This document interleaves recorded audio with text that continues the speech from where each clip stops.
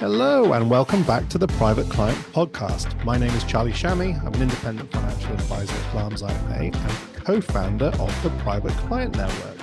We're a networking group of private client professionals trying to close the gap between our various professions in order to increase our knowledge, improve the service to our clients, and grow our respective businesses. Today, I'm delighted to be speaking to Ben Staniforth, Managing Director at Close Brothers Asset Management and Head of the Midlands and Southwest. Ben, thank you so much for joining us.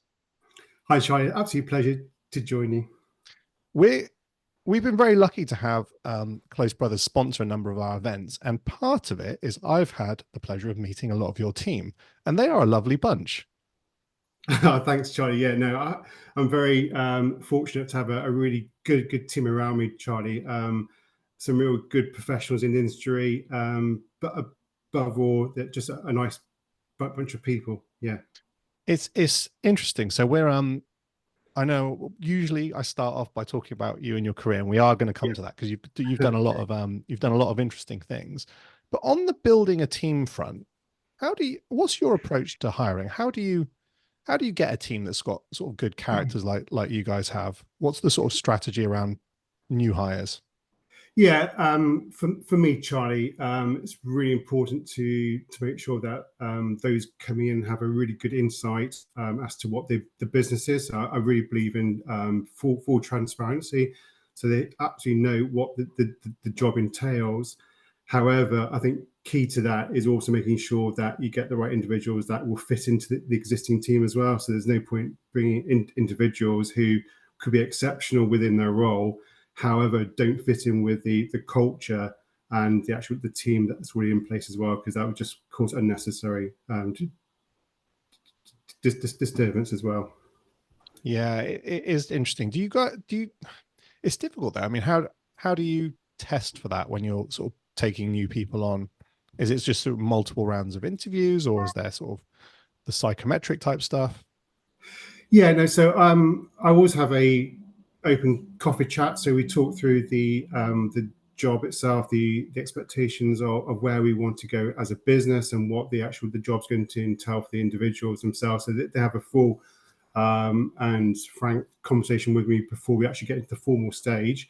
If then we think it's the right thing to proceed, we then go to like a kind of a formal process whereby I actually get those individuals into the office, meet the other colleagues and members of staff as well, so they get a good indication of the team they're going to be joining. And at the same time, those members of the existing team will also feed back to me as well in terms of how those individuals are.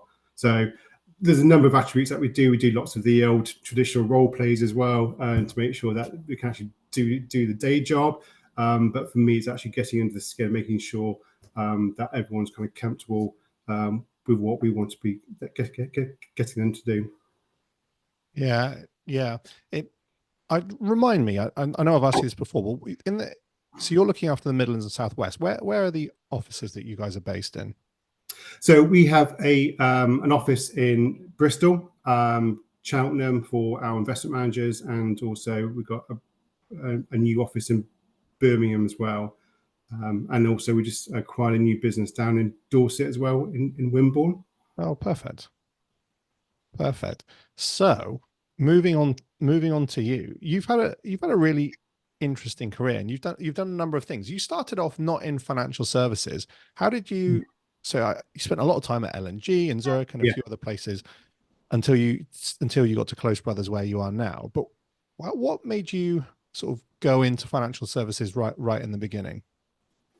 I think because lots of kind of friends of mine were in the industry at the time, and they just talked about how good it was to be able to help make people's lives better.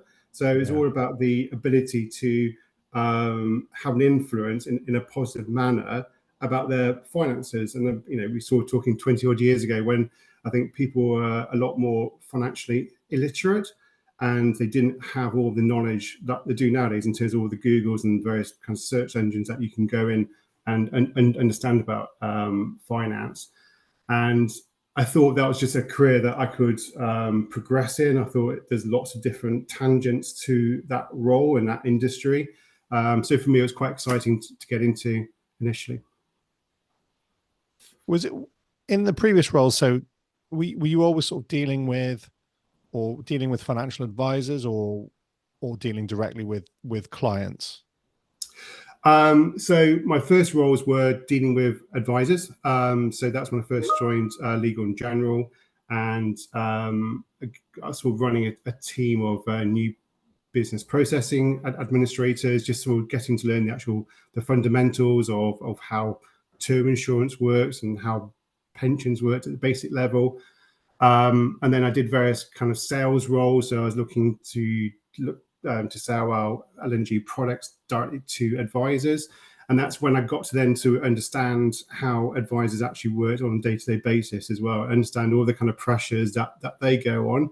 And I think having that empathy of understanding that, yes, I have my own pressures of my own sort of targets and sort of my own focus to get my job done, but it also gave me a really good understanding of both how the advisor has to work, and importantly how their end clients operated as well. So so through that process of just talking and understanding our industry gave me a really good insight in terms of the challenges of both the advisors, and also making sure that clients got what they needed at the right time. You think the industry's changed much over that time? I sort of say it slightly leading because I feel like Yeah, I think, yes, absolutely, and quite rightly too. I think the industry as a whole has become a lot more professional. I think the introduction of making sure that we all get to a certain standard in terms of our industry knowledge and our technical knowledge is really, really important. I think those entering into our industry have a long-term career prospects there. So it's not just coming into the industry just for a short term, but they kind of want to make it a real success. And that passion is then coming across to making sure that the clients get those right outcomes as well. And there's no sort of ambiguity over ensuring that the clients get the right outcomes. You know, we have the right protocols in place, we have the right regulatory in place, and you can sort of argue that maybe it's overzealous. However, it's there for a purpose to ensure that we do the right things by the client at all times. it's a really interesting challenge. So that there's been so much regulatory change in our industry over the last 10, 15, 20 years. And if you take any of the rules in isolation, generally speaking, I think they're all pretty decent. I look at them and I can see what the FCA is shooting for in terms of improving client outcomes. But it's challenging because when you take them as a whole, as a mass of a sort of a body of regulation, it does keep us out of dealing with sort of some clients that may be going to be less profitable, sort of the mass, sort of to really cover the whole of the UK population. And I think I don't quite know how the FCA is going to bridge that gap, because on the one hand, they talk about advice not filtering down to everyone, but at the same time, we're kind of levied with lots of regulation, which makes it uneconomical. I still haven't figured out how they're going to bridge that. Yeah.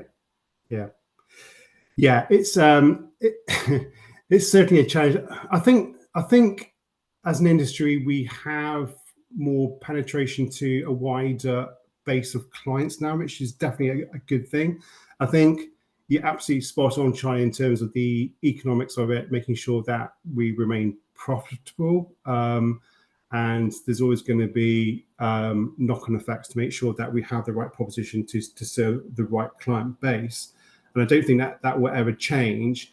However, I'm hoping with the use of more of artificial intelligence and more ability to kind of streamline the processes that we already have in place, that will allow us the ability to contact a lot more clients, because every client has a need. You know, regardless of the amount of money they have, everyone has individual circumstances that we would love to be able to say, okay, we can support you by doing X, Y, Z to do that. And I think as we get smarter as an industry, which will definitely happen over the coming years, I firmly believe that we will have contact with a significant amount of more clients than we will have today. I mean, you have to look at the national conference that I went to a few weeks ago in Manchester for the PFS, Yeah. it was all about that hybrid working, the hybrid, how are we going to incorporate technology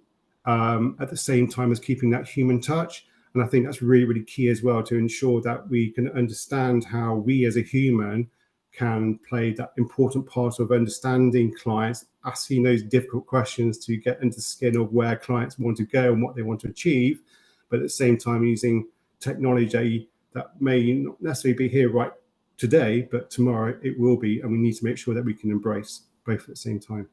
Yeah, it's so true. And something that you said at the start about sort of, if you wind back the clock, there was such a disparity in knowledge between Yeah. advisors and clients.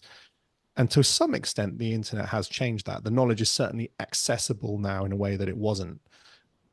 But what isn't, what is very hard to do and it's hard to automate, is that personal touch. And like you just said, sort of asking the right questions and prompting clients in certain ways to sort of get out what they really are after.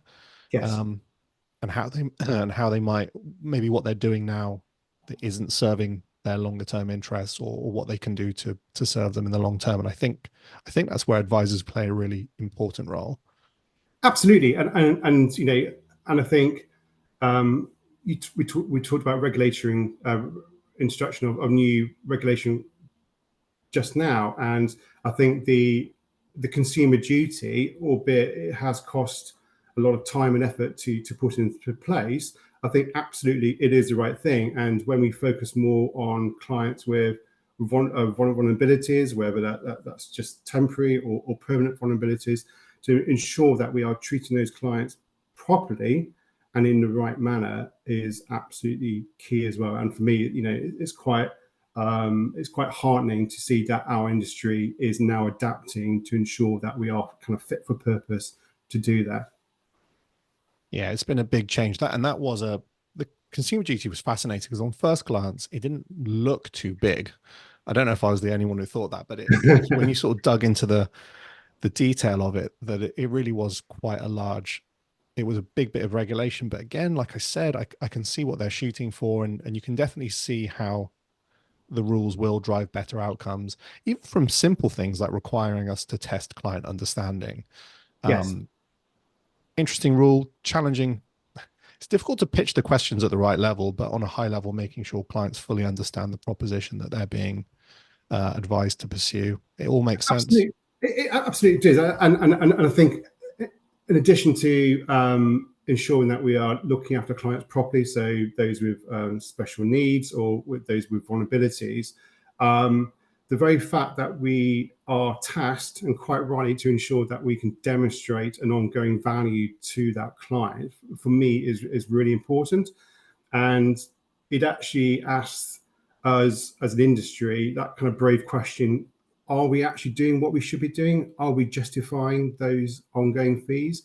And it's being able to kind of walk away from the client and say, yeah, absolutely right. At the moment in time, we can't add anything right now. So we can come back to you in a few years' time when your circumstances have changed or something else has happened. And then that's when we can have a real impact. And that's sometimes a difficult question to ask ourselves and to enforce as well with clients. But it is a brave thing, and it's the right thing to do, to say, actually, at this point in time, we've done enough to get you on the right pathway, and that relationship, in terms of that formal relationship, will probably come to a halt for now. However, we are always here to assist in the future. Yeah, agreed. You mentioned at the start, you mentioned about you've got your sort of teams of advisors Yeah. and a team of investment managers. Is that right? Like, Yeah, so we have a integrated approach within Close Brothers. So we're very fortunate to have some very skilled financial planners, some very good investment managers as well. So we are able to give that kind of holistic approach to our strategy to ensure that clients are getting what they need at that time. So not just from a financial planning view, but also having the investment managers come along to the meetings as well, to ensure that their strategies are correct, and the clients understand what they're getting from their investments as well. So, for any people who are not in our in our part of the industry, sort of any solicitors or maybe tax advisors that are listening, what's the difference? What's the difference between what the financial advisors do and what the investment managers do? Yeah, it's a good question. So ultimately, what a planner would do is to sit down and understand where the client has come from, where they are right now, and where they want to go in the future. So we have various sort of fact finding and various ways of actually understanding the attitude to risk and the capacity for loss, and understanding all the kind of objectives and needs that the client will have, and putting in strategies to ensure that we can get those objectives delivered succinctly, whether that's through tax planning or whether it's through the right sort of planning through, for example, with inheritance tax planning. Where the investment manager will come in is then taking that strategy. So it could be high risk individual who wants to take a lot of risk with their money, and then we put into place an investment process which will make sure that that investment manager will look after that on a daily basis, those monies moving forward in line with what the planner has set out as their overall objective. I think it's probably a strength of Close Brothers that you do have both of those arms, because there's a lot of, particularly on the investment manager side, that their investment managers only don't have a financial advisory arm to them. And obviously they deal with clients directly, but I do often wonder what they do in situations where, because there's a limit to what an investment manager can do. They can't recommend that you move pensions. There's certain actions they can't recommend or even touch on. I do often wonder how they deal with that when they don't have financial advisors in-house. So it's probably a real strength that you guys do have access to both. Yeah, absolutely. And we are fortunate. We also have a very strong fund team as well. So we have our own internal fund. So not all clients are going to want that bespoke investment manager. So we have the actual investment proposition that is kind of fit for purpose to ensure that we can cater for all needs as well. Which is a bit of a plug there, isn't it, Charlie? There's nothing wrong. There's nothing wrong with that. On dealing with other private client advisors there, at what point when do you guys bring in external advisors? Because there's obviously limits to the services that you can provide. So when do you look to bring in external people, or where do you refer on to other types of advisor? Yeah, that's a good question, because you want to make sure that you don't want to waste people's times. So you want to make sure that when you have a discussion with another professional, it is going to create that value from that discussion. So I guess the easiest way is as quickly as possible. So we are fortunate that we are blessed with a good network of people that we can have a quick chat to and have a quick sound out or sense check this particular client situation and say, what do you think? If we need to then go further, then we will bring in that lawyer or the accountant, depending on what the actual needs are.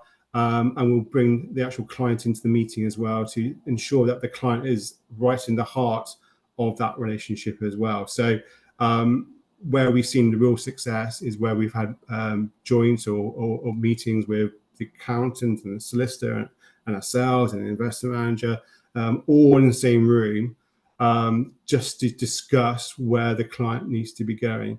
And I've seen clients who are literally, wow, this is very, very powerful. Thank you so much for taking the time out to get these people together. And I really, truly understand what I should or what I need to be doing moving forward. And to see that on clients' faces, that kind of sometimes that pure relief of, yes, I've actually got somebody who's got my back is such an important thing. So to come back to your original question, as quickly as possible, and to understand that when you make an initial inquiry to somebody, it won't necessarily lead to business, but ultimately there'll be enough of those inquiries that will form a very good relationship with those other people.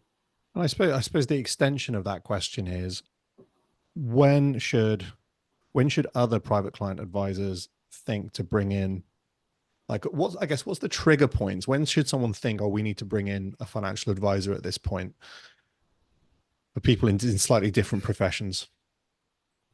Um, I think, again, as quickly as possible, because that's where you form those relationships. Yeah. And actually understanding what the client needs is sometimes very different to what they think they need. And again, because of technology, people can do their own research and think they kind of know what direction they should be going with their financial planning. And quite often that doesn't actually lead to the right answers. So to avoid making mistakes that could have a long-term impact, by getting in there quickly can avoid the client making an unnecessary mistake, but also at the same time add value, because you can create other opportunities that the client hadn't even thought about at that time. So for me, it's very much a long-term relationship. It's not just coming in to do one piece of work that's very transactional. That isn't where you're going to create the value for that long-term relationship with the client. So it's just literally pick up the phone, have a chat about the client situation, and then just get involved as quickly as possible. Yeah, I definitely agree with that. Out of curiosity, more on your side, and just with your career. So initially starting out in some of the larger life offices, you were dealing with advisors, but they were, am I right in saying they would have been external to you? They were, Yes. you, so, and then you moved and then you sort of been managing. How was that from your point of view? What was that transition like, to dealing with financial advisors as external entities and then managing a team of them? Did you get a different perspective? Did you have Yes. empathy for our side of the coin after I that? did. I After did. we had to, We always had interesting conversations around advisors, and 99.9% of advisors were absolutely doing the right thing. I think that's how the industry has probably changed over the last 20 odd years. But actually experiencing it and actually sitting in front of a client, actually seeing the kind of the challenges that you have in trying to make sure that you're doing the right thing for the client, and all the noise behind us in terms of all the regulatory aspects. You just don't see that when you were actually working for a life provider as well. So for me, that was enlightening to see all the many challenges, all the kind of that you can perceive that advisors being that proverbial swan, don't you, in terms of gracefully on top, but sort of fighting furiously against all the kind of the paperwork and all the stuff that we have to do on a day-to-day basis. So that was very interesting to see it from the other side. you know what? I don't think I've ever been called a swan, and I will take that as a. I'll take that. I'll take that compliment. Fantastic.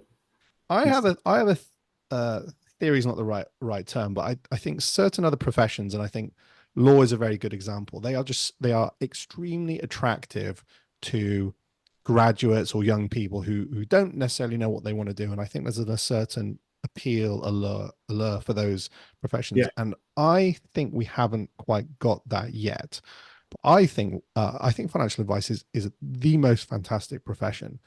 You got any advice for, I guess, a younger person who maybe doesn't know what they want to do or is considering a career in financial advice, whether they should, and if so, what advice would you give them on how to sort of get into it? Absolutely. For me as well, I have a real passion to make sure that people have that understanding. We've just taken on some school leavers in our Birmingham office to give them that opportunity to get into the industry. We all know that it's an aging population for planners, and we need to do more to ensure that we embrace the younger generations coming through. And I agree with you, Charlie, that sometimes we don't sell ourselves particularly well in terms of actually getting people to understand what it is that we do. For me, it's actually just talking to potential sort of graduates and people who are thinking about coming into the industry, for just to get them to embrace the fact that it's a fast-moving industry. It's continually evolving. No day is ever the same. the only pressures are created probably by yourself and your ambition to be able to get on in life and to be successful.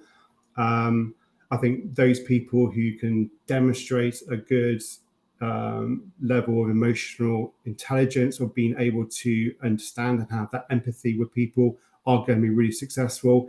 It's not just about numbers, which some people perceive it to be. It's actually being able to communicate with other people and to get the best out from them. So for me, it's a fantastic industry. You know, I've been so delighted to be able to be part of it, and I very much encourage those people who are interested. You know, I'm happy to have a chat with them, but it's just don't take the assumption that you know what it is. So just ask, keep asking questions around where you think you would want to be and would those other careers actually achieve what you want. And again, it comes back to those stereotypical sort of questions that sort of some people can have that perceive that to go into a profession such as law is a better thing than necessary than being a financial planner. So it's sort of knocking down some of those walls of understanding where you're going to get the best job satisfaction from. And everyone's different, but you just got to really ask yourself, you know, what is it that kind of drives you and motivates you? And is it actually sitting in front of clients for a long time? Is it going through some difficult conversations as well? Is it actually seeing somebody progress and being able to allow them to retire early? Is it the ability to help them with their parents in their retirement or with their long-term planning? There are just so many jobs and facets that we can do to make a difference within our industry. It's just being able to convey that properly to the youngsters, because there's just a lot that we can and should be doing as well, and it's going to change a lot. So the actual the job they walk into as a 22-year-old is going to be very, very different to the job they're going to have when they're 35 or 40.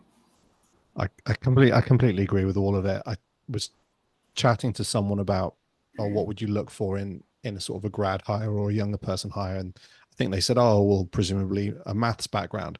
And don't get me wrong, maths definitely helps. It's not a bad thing to have. But I said, honestly, I'd say not communication, comms, English, journalism, like people who can connect with individuals, because it is all about that. I think that would almost serve you much better than a sort of more rigorous mathematical background. Not that there's anything wrong with maths, and yeah, all the solicitors watching, we're coming for your talented graduates. So, we're making the pitch.